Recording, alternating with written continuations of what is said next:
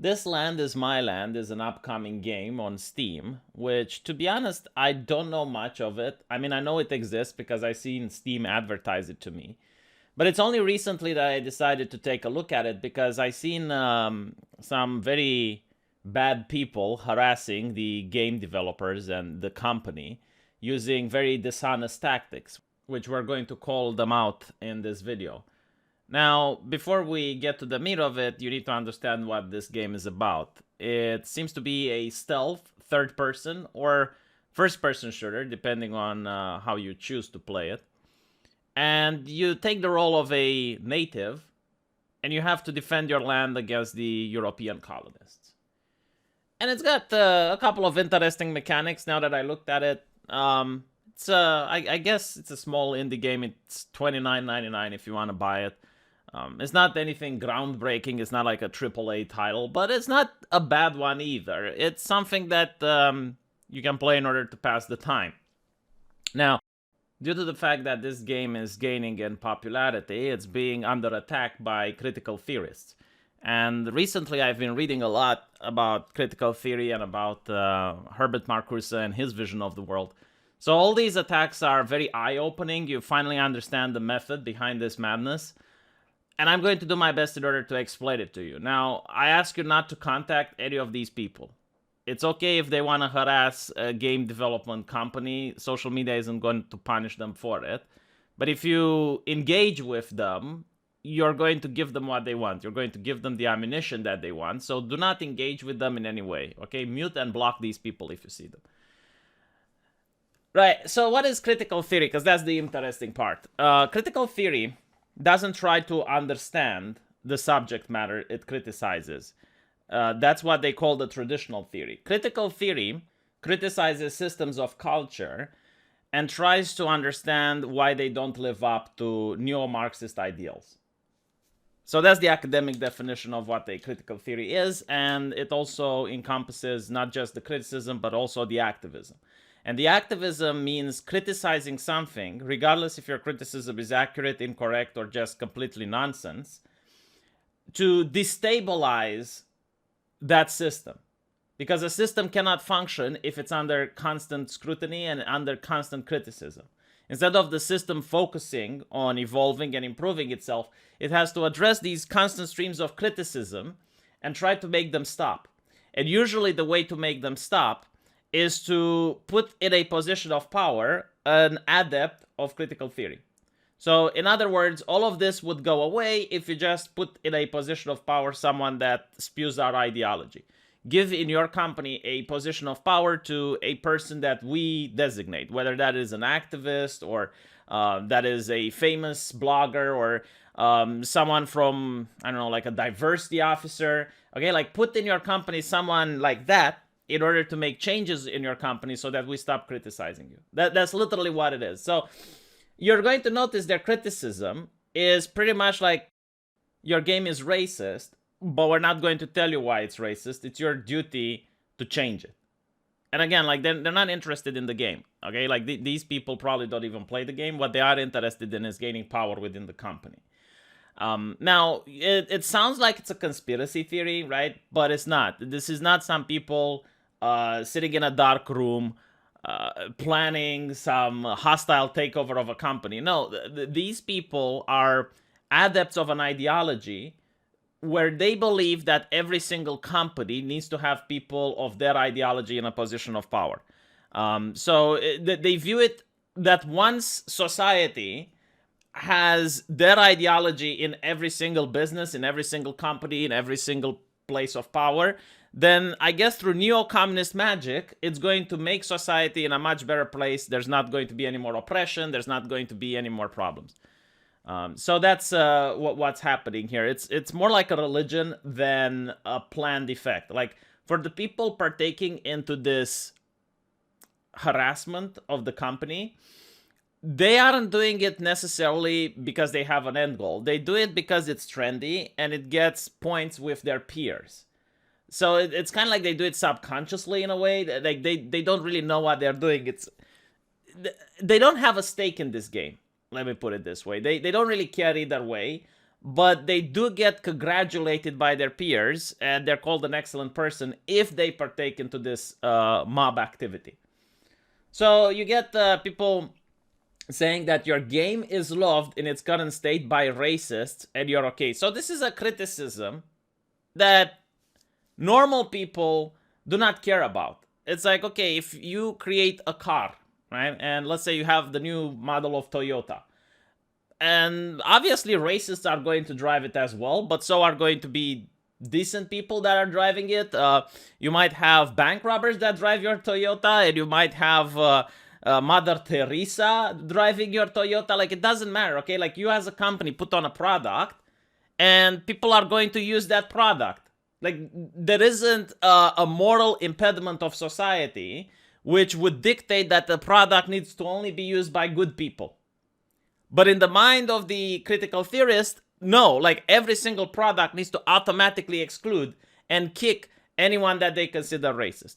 And by the way, when they say racist, they don't mean your version of racism. Like, they change definitions. For them, racism is a system. It's a lot more complicated. I'm not going to go into that. But what it means is that no, like it doesn't actually mean that actual racist people use it. Like, for them, capitalists are racist. Okay, so if you're an anti-critical theorist, you're racist by definition. Now, this is why the company is taken aback, because they're like, no, we have zero tolerance for racism, right? Because they're using different definitions.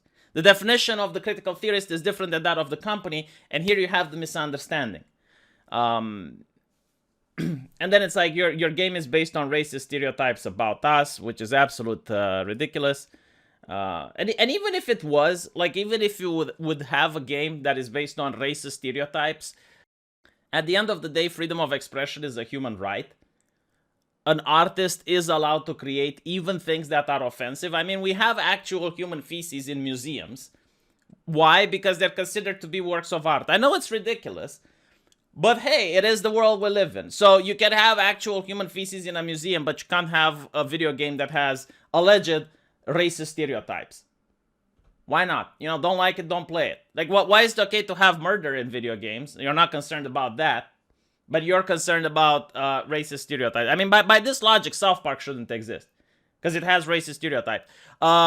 Family Guy shouldn't exist for the same reason, right? This is what critical theorists love to do. They love to pretend that their morality, which is the morality of a very fringe group of people, is actually the morality of society as a whole.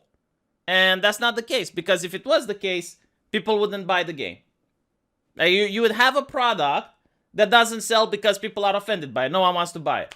You know, if I put feces on display, unless I have like some interesting connections with people who work at museums, no one would buy it because it's offensive, it's disgusting, people don't want it.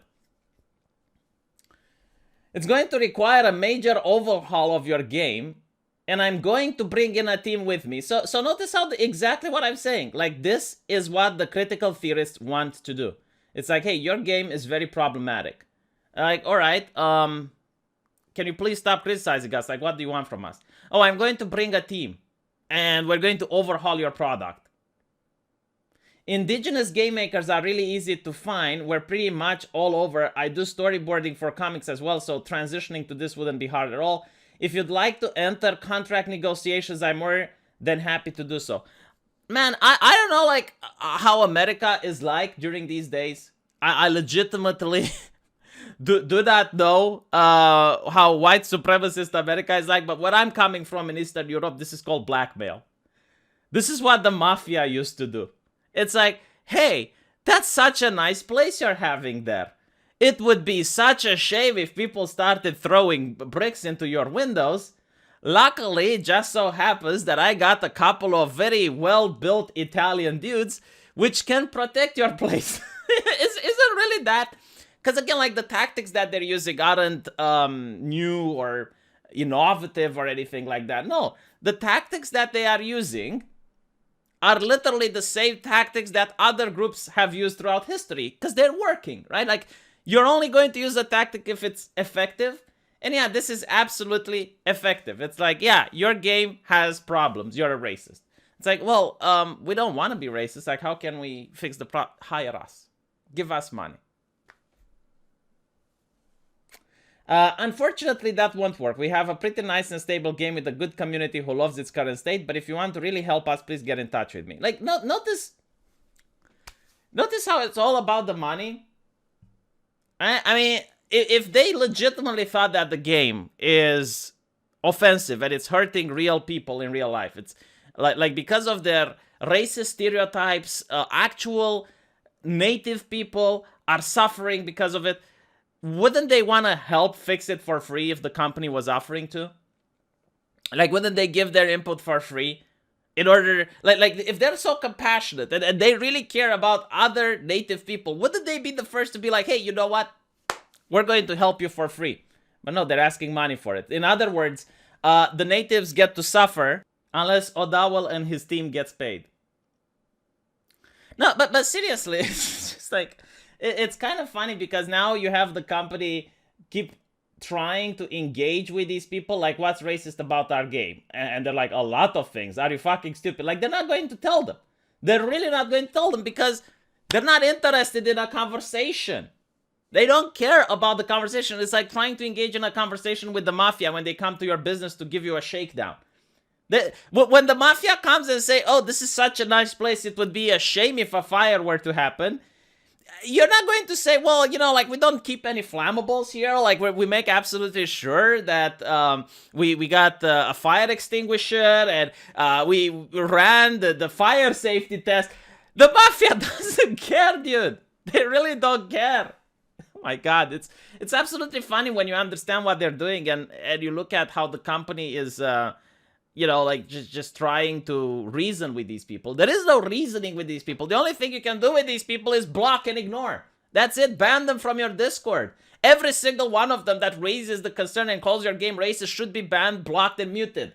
That's it. Because like, you need to treat them as the mafia. You understand this? Like, they want money from you. They don't want arguments. They're not interested in the conversation. Look at this.